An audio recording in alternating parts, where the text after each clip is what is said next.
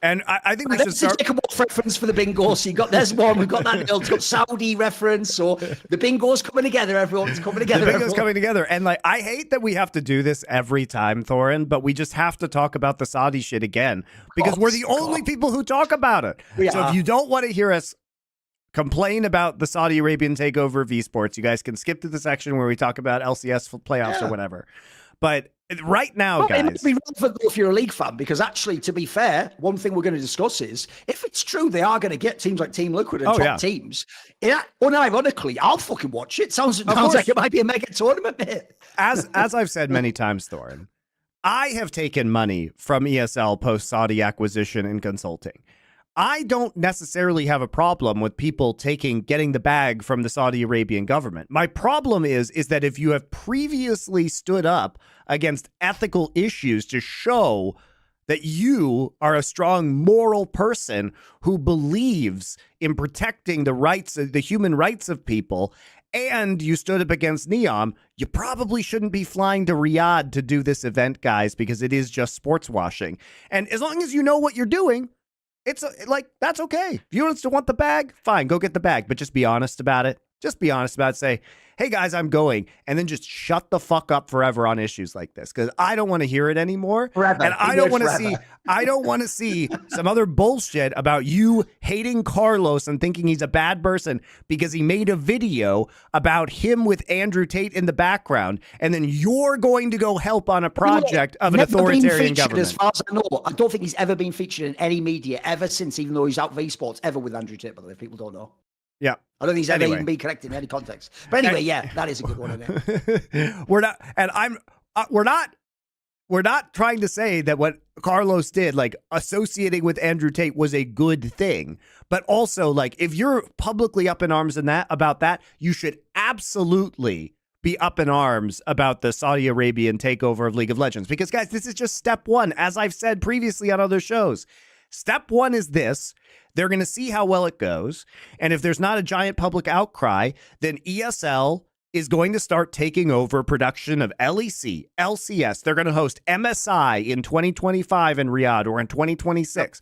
When is Worlds going to be in Riyadh? Real question. Might be. It might be. So, you know, they'll just start taking over the Western Circuit's production entirely, because Riot's going to see an opportunity to basically have the Saudi Arabian government pay maybe hundreds of millions of dollars of their own marketing budget, which is what esports is, and they're just going to reap all the benefits of that marketing budget being successful. And they'll be able to control exactly how their game is portrayed. So, I don't know, guys. Doesn't sound great to me, but it's a great deal for Riot. I'll tell you that right now. It's an excellent deal for Riot. And this is just the pilot program, guys. This is the vanguard of the advancing army that is coming. And that army is going to take over esports, and it is going to take over League of Legends. And I just love this release. So on the Esports Advocate, we can link the article as part of this. I think it was James Fudge, wasn't it? James Fudge, the reporter, who seems like I enjoy his work. He's one of the newer people. He's doing good stuff, yeah. Yeah, I think he does good work. And so we will link it below this video.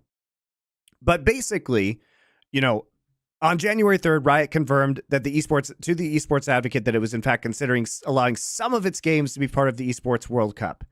And now Riot has released statements saying that, yes, this is going to happen. And that you'll notice that they're being very particular about how they do this. And by the way, as Richard Lewis already showed from internal Slack messages from Riot, this is going to be in the first week of July. So there's going to be a break. It coincides, by the way, Thorin, hilariously. So Riot takes a summer break where all of their employees are off every year. So it's not going to affect any of the leagues because those leagues were already on break during that period. So very conveniently, they're going to have League of Legends that they don't have to run during the time when everyone in their offices is on vacation.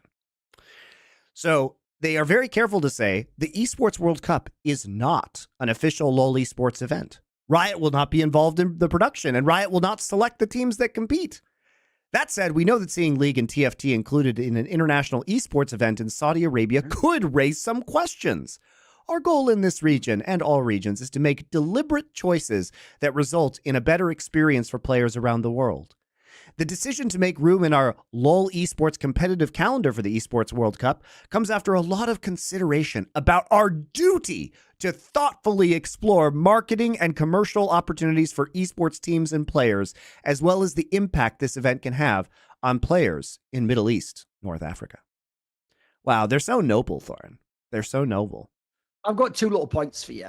One, you know where they go, we won't even be selecting the teams. Why did you say how many teams people could have for IEMs all those years? Because I knew the people who worked IEM. I said, why do you get these? Like, why do you have like the team from Turkey and then the team from fucking, Brazil? Or why do you have like a tier 2 team from like Russia or something? And they'd be like, oh, you get, I can't remember what the number was, Monty, but I think it was like, you can have like 6 teams that are like a mix of LEC and LCS, or you can have like, 2 Koreans, but then you have to have like 2 wild card region teams, as they were called back then, minor regions. Like, as far as I know, they absolutely did mandate who you could not have. So that you could never make an IEM, which this would have absolutely exposed the shit format of LCS, because if you'd have actually had an IEM, boys, that was the top 4 of LCS and the top 4 of LEC, it would have fucking banged so hard, everyone would have gone, why are we going back to these shit BO1s in LEC? You know what I mean? Everyone would have said that. So that's such a disingenuous statement. And then the other one, these will be quick so you can take them on. The other one is, it's weird how all those years when everyone's living high on the hog, riding the gravy train, suddenly Gamba, the old Gamble Rooney, that's fucking morally wrong. Just like cancelling that Neon deal, morally wrong to work with them. And we're glad that, the community could tell us it's right. Now, magically, we should be a bit more thoughtful about whether we put that money in our pocket. It's weird how that works, isn't it? Well, it's also, they get the fact that those people who hate us because we hated on TSM, like, you just have gambling sponsors. Just wait. And by the way, one last thing for the TSM fans. I know you're like, I'm dead, Thorin, please. You're just haunting me from the afterlife. Why do you do it? One last thing for a TSM fan. You know how you thought gambling was scum because we did it? And you know how we were evil? Your company tied itself to one of the allegedly greatest financial frauds in the history of the American financial system. And that's essentially the ultimate form of gambling. So you gambled and lost, didn't you? Shout out, Reggie. Shout out, Reggie. You know what? Low-key, I sort of miss Reggie. Anyway, what do you think of those things about the riot letting that through? It's pretty big. People don't. By the way, they stuck that in there, mate. That's huge. The fact that that's in there. They just stuck that part of the gambling in there, basically, didn't they? Well, yeah, look, so this has been another thing that's come up is they've like released a lot of categories for the teams to sell, including like beer and wine, CBD. They're possibly doing gambling in the future as well. So yeah, it could be, we could actually see a lot more gambling sponsors coming down. Not yet. I don't believe it's been approved yet, but they are heavily considering it, apparently. Also, I think this is hilarious, Thorin, because this is not only are they saying like, oh, we're not officially doing this, but here's the question for Riot. Why is it okay for ESL to do events now? And why was it okay for ESL to do events in the past, like the IEMs? Thorin, what do you think changed in the interim? So they decided in the beginning of League of Legends, you could run IEMs, and then they said, no, you can't. And now they're saying you can again, but the only thing that's changed is that ESL is now owned by the Saudi government. That's weird. It's very weird. And it's almost like Riot doesn't want to run the fucking events themselves.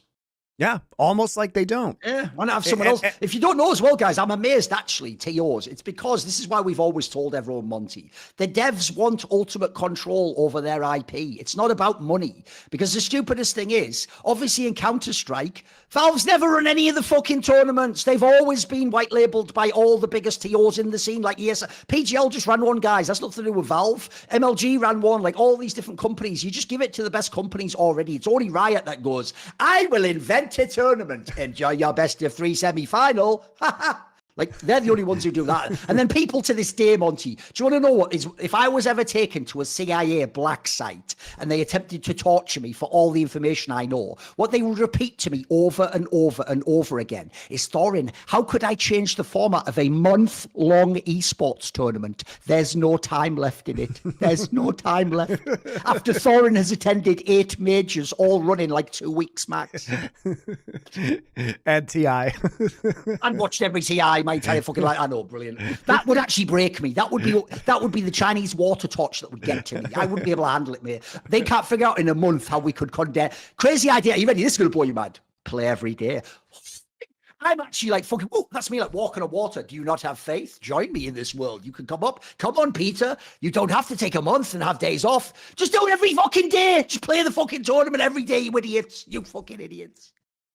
Anyway, back down. Right, back into the discussion of the news. That's right. So, this is, as you can clearly see, they're doing the plausible deniability thing right now. And what they're saying is, basically what they're implying is, if this goes well, then maybe it will be an official Riot event at some point in time, and we will have them white label it for us, and maybe they'll be running stuff in the future. But right now, we just need to keep our distance just in case people get mad about this. Then they make a million excuses about how it doesn't actually matter that the government is authoritarian, because we've heard from the players in the Middle East, as well as rioters who live and work there, about how meaningful it is to have the opportunity to see their favorite teams from across the world compete live at a major tournament in their region. Okay, then. Notice that didn't apply to G2. You know a mad thing I've always thought about the Carlos thing, Monty? You should know this. It's obvious. Think about a little bit of a reference to topical things, but I'm just going to reference it as a good example, modern day. You know that guy, Andrew Huberman, Monty, who's like a massive guy who does it's sort of like nutrition and supplements. He's like a massive influencer in this sense, right? There was an article, I think it was in like Vanity Fair. It was the cover article, and it was just like a gossip article about here's what all of his exes said about him. He fucking was sleeping around people. And it was just literally, by the way, that's not journalism. That has no, the people don't need to know that information. It's not something that's like they're he wasn't like selling the idea of like chastity, for example, or something like that, So, but the point I'm going to make is this. If Carlos became persona non grata, and you have by the way, half the esports journalists hate him. Where's the article, the deep dive into G2 and the darkness and toxicity of Carlos and all the evil moral things he did and all the people he fucked up? Do you know why I think that doesn't exist, guys? Because the joke is if you uncover the rock of G2, you find he did stuff like sort of reinvent women's esports, for example, and then like created the greatest branding. And then the people he abused, like Perks, who he sold for $5 million and made a fucking millionaire right after he'd had a family tragedy. He's one of the most evil people of all time, really. That article never came out, isn't it? You never got that one with all the interesting behind the scenes and all the people coming up. For years he was getting away. He took a photo and did 2 tweets. I will point out. Done since, but that's what he did at the time. I will point out that in the case of Evil Geniuses, everyone came out of the woodwork, and Richard Lewis had a million sources about all the bullshit that happened in there. But it's weird how, nobody came out of G2 and was like, I need to report this to an investigative journalist. And if you think Richard wouldn't have published an article on G2 if what they were doing was bullshit, he obviously would have. He'd even do it on Carlos. He's not like Carlos' super duper pal. He didn't mind him, but like if it was corrupt, he would do it. Yeah, of course. So where is this information about how bad Carlos was for G2? Very weird that it wouldn't have come out when everybody was riding high on hating him. Meanwhile, the EG stuff just came out so easily. Everybody was apparently super willing to talk to Richard. That's why he has all of the sources in his articles. Let's continue. Yes. I love this line, Thorin. We also recognize that many organizations and players in esports face economic challenges right now. With this in mind, we didn't want to deny esports teams and players the option to participate in a major economic and brand building opportunity. The Esports World Cup offers not only the chance to compete on an international stage, but also the ability to earn a piece of a meaningful prize pool, which helps enhance financial stability. As we look toward the future of esports competition, we see international third-party events playing a bigger role, much like they did in the early days of League. The community has been asking for more international play, and this event is part of a broader strategy to allow for additional high-impact tournaments to the esports calendar. All right. I'm grateful they want this, but the question is, why did you stop allowing this in the first place? And to explain the reason to me that now it's okay to have international third-party tournaments when it was at the beginning and then suddenly wasn't. What was the rationale? Tell me what the rationale was. Why were we denied this for 10 years ever since you said, oh no, ESL, you can't run this anymore, but now you can run Esports World Cup in Riyadh and it's okay and we want more international third-party tournaments. Why is that? And secondly, they recognize that many organizations and players in esports face economic challenges right now. You fucking caused those economic challenges, Riot. You know how you did that? By not actually sharing the revenue that was generated from your marketing efforts in esports. And not only that, but you never actually created digital goods for the teams. The reason the teams are hurting is because you, Riot Games, fucking suck at creating a good business model for the esports and the franchises that you have sold. That is why. So basically, you are saying that now it is the Saudi government's job to fix the economic problems, even though they are going to be losing money. Why are they losing money? Because they want to lose money, because it's a marketing campaign for the nation of Saudi Arabia, because it's sports washing, so people do not focus on their human rights abuses, but they have happy feelings towards the government because they allowed this cool esports tournament to occur. And you're saying this is better. Now, remember, Riot, you just fucking canceled the streaming platform that you said was supposed to sell more digital goods so that the teams would be in better economic shape. You were working on that for years. You were building the streaming platform for years. You promised last year it was coming, and then you secretly canceled it, and now the teams have no way to make digital revenue. And this is how you fix it. Fuck you guys. Fuck you, Riot, for fixing it in this way. This is horrible. It's not even a fix. And the reason why they're saying that this is an opportunity, and by the way, the reason the teams want this is because, as we've said on the Four Horsemen, in case you weren't there, what happened last year in the Esports World Cup is they aggregate results of teams. They aggregate results of teams. So if you Gamers 8 it was called, but yeah, it was called Gamers 8 at the time, yes. Gamers 8, yes. It was called Gamers 8 at the time. So basically, the more games a team participates in, so Team Liquid, for example, participates in Dota, then they participate in Rocket League and whatever, right? Yes. Depending on your placements, the org can win millions of dollars from a separate prize pool. And they have already said this year that that prize pool is going way up for the orgs. And so the more teams you field, this is why Vitality is signing StarCraft 2 players. It's why Cloud9 is signing an Apex team again, by the way, right? It's why they are signing these teams, is because they want to participate in as many of the tournaments as the Esports World Cup, because it's not just about League of Legends or TFT, guys. It is a month-long or 8-week-long event that's going to have a massive Dota tournament, and they're going to have, like a Street Fighter tournament. The Rocket League, they're doing like 20 different games. And so the higher placements you have as an org across all of their events. And guys, they're also announced that the partnership thing is coming in. Right? They are choosing like 20, 25 teams to become partners. And so when this is an invitational, I imagine, Thorin, they are only going to invite teams that are partners of the Esports World Cup. So they're not necessarily going to invite the top teams from every region, even though probably I don't think FlyQuest is a partner team because, frankly, pretty big. Let's be real. Yeah, FlyQuest doesn't actually have enough teams across enough other divisions, or relevant teams at the very least, in order to qualify for compared to many other orgs. You also just better not, mate, because if your whole shit was we're fucking environmentalists and the good guys doing the right thing, and then you go to the Esports World Cup, what are they recycling there? Humans at the border. What the fuck are you talking about? What are they doing? Planting, citizens into prison for 30 years for tweets. That collapses your whole fucking brand if you do that. So if they actually do go FlyQuest especially, there's the one that I'll be all over, mate. There'll be a video about that. By the way, if people don't know as well, you can just go and look at that video I did last year where I just showed that the Emperor had no clothes. I showed how much revenue had been paid to the teams, then how much they'd paid out in salaries, and that everyone's running at an insane loss, and that the average that you would lose on a team, even last year, was $1 million. To run a team, you lost $1 million. So the idea that Riot, all those years up until 2023, Monty, pretended everything was great and it was getting healthier and it's only getting bigger and it's going and more revenue for everyone. And esports is so healthy, and it never was. It required essentially a fucking pipeline of investment money that one day was going to run out anyway. And then, as you say, they act like this is a slight tweak. What's happened here is, Monty, there are so many holes in the bottom of the boat of the LCS that not only is it going to sink, but the only solution is to jump aboard the good ship Saudi. Yep. You have to just go into the Saudis' boat now. That's what you just have to do. So basically, they just replaced the remember, Riot didn't fix any of the problems. They just replaced the pipeline of money that was coming from venture capital, and it is now the Saudi Arabian government, because the teams have told Riot that they want to participate. And Riot said, well, we're going to be off in July anyway, and hey, these suckers might even take over our leagues and just run them for free for us. So why not just give it the old college try? We'll see how it goes. And if it goes well, then we could just give them more and more stuff, divert more and more of our costs, Riot's marketing costs onto them.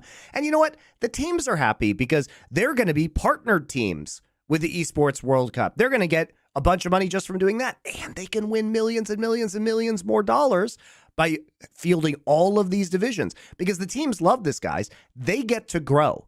They get to grow. Everybody loves this because they get to have more divisions in different games. And you know what happens? The other developers are happy because now they have esports teams that are being fielded by major orgs, even if it doesn't make financial sense, because the Saudis are just underwriting absolutely everything.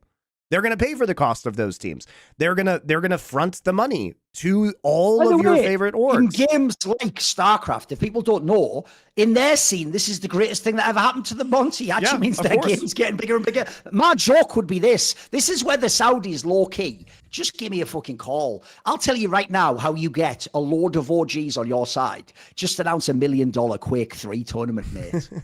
You do that tomorrow, I'll tell you what. Listen, you're still doing all the evil shit, but you'll be cooking. You'll be cooking in esports. I'll tell you right now. You do that. You know what? Maybe even do like a fucking Brood War tournament. Have like ASL type tournament with all Flash and J-Dong. All I'm saying is, I just know how to please the crowd. Well, my Twitter doesn't imply as much, but you know, theoretically. I do know how to please them because I do the opposite every time. Obviously, that's the logic, right? You know cynically what to do in order to please them, and then you just do the opposite thing. By the way, you'll love this, Monty. We won't get into it, but basically, because over the last week during the CS2 major, I had one of those incidents where a whole fan base comes at me. There's two parts I want to tell you. One, you'll love this because I did the same thing I did to Reggie back in 2014. Do you remember when Reggie had to come out and apologize for lying and saying you aren't actually the coach of CLG? And him and Loco did those twitlongers where, cause they're actual, like, I mean, in case of Reggie, I actually know he's like a borderline illiterate cretin who can't talk or write. And basically when he wrote like this, like no joke, you would actually get like a fucking D- for writing this in any kind of like an English class. Like the structure was fucked, like the punctuation, some of the words didn't make sense. He had this mega scoffed twitlonger where he apologized to you. So famously later on, when I said the naughty R word about Wild Turtle, which I've actually apologized for since, but you can still say that word, get at me. I then did a reply on Twitter, Monty. I did it, I think, as a twitlonger. And all I did is take Reggie's reply, apologizing to you, and I just Mad Libs replaced the names. And when I published it, loads of TSM fans said, this apology is pathetic. It's obviously fake. And whoever wrote this should be kicked out of esports. And in doing so, the Schadenfreude is they're essentially inadvertently saying Reggie should have all those things because they didn't understand. They didn't know because they're too stupid. I was memeing on that, right? So I did the same thing. This Turkish player, born in France, I believe, called Major, because from France, so major to the rest of us. He basically had a run with this Eternal Fire Turkish super team, and they got top 8. And the second they got top 8, because I've been a famous critic of his, I just think he's overrated, he came and replied to me with the most bad faith reply in the history of esports, Monty. What he does is pretend he likes me and he's a cool guy and that I'm intelligent and that he's just being friendly, sort of giving me advice in life. And then all you need to know is, like, it's the most bad faith reply you can ever see, because it's essentially like going, listen, I don't think you're wrong, but, you know, suck my dick. So it may as well almost say that. Like, the gist of it was almost like that. So what I did, Monty, is because he'd done it exactly the moment he qualified, so he's already made top 8 of the major. He didn't do that before. He waited till after the fact, then talk shit. Well, you know what? You know this. You open the door, I walk through it. What's good for the goose is good for the gander. So I waited until the second he was eliminated from the major in the same match where I predicted he'd lose. And then I replied to his first tweet he put up instantly with a copy pasta of his comment where I just replaced the comments and changed it. Obviously, something didn't make sense about him being an analyst or something, you know. So I changed those aspects. All the Turkish fans went fucking mental. Reddit was like, this is so unprofessional that someone would write these things. It's in disgrace. And even when people pointed out, well, you know, it's just copy pasta, they'd go, well, yeah, all right, but even so, it's Thorin, so this is bad still somehow. And the best thing is, they again, in a way, wrecked their own guy by doing that. I love that. I fucking love that angle. And then the one last detail is this. I even, because it's just who I am, got the banger, didn't I? Because when all the Turks were telling me, literally on my house, how they'll fuck my mother and kill me in real life, I just said, guys, you're not even you're barely a top 8 country hating on me, but enough about the major. because they were just top 8, weren't they? But barely, you know. Whatever. And that is also true. They're not even number 1, mate. Listen. You got to give it up to Brazil. They're amazing in football. They produce some generational haters in Counter-Strike and esports. I will always give it up to Brazil. They are my number 1 country that hates me. I'll never take that title away from you guys. I know in CS you're not very good anymore, but I tell you what, in hating Thorin, you will always be number 1. Not just in my heart, but in the record books. You know, I'm not going to let the LeBrons of the day come and take your GOAT status. Turkey, you ain't LeBron. You ain't MJ, rather. Brazil is MJ. So shout out to the GOAT, Brazil, for hitting on Thorin. I'll never go to Brazil. Yeah, you keep telling me to come, but I'll never be going. I'll never go. So. You're not going to accept their kind invitations that they constantly send you? Well, do you want to know one meme? I'll tell you one little meme. I normally don't reveal this, but fuck it. This isn't even like some privileged information. Unironically, a week before this incident, I actually had gotten an email to my business email inviting me to speak at a Turkish esports conference. Uh-oh. Now, I hadn't accepted. I was probably never going to go anywhere, Monty. But spoiler, I will not be accepting that invitation. I would not. I was never going anywhere, but I'm definitely not going now. That's funny. See more cool, funny, interesting clips based on topics from my content? Well, subscribe to this channel then, or, be a pleb and don't.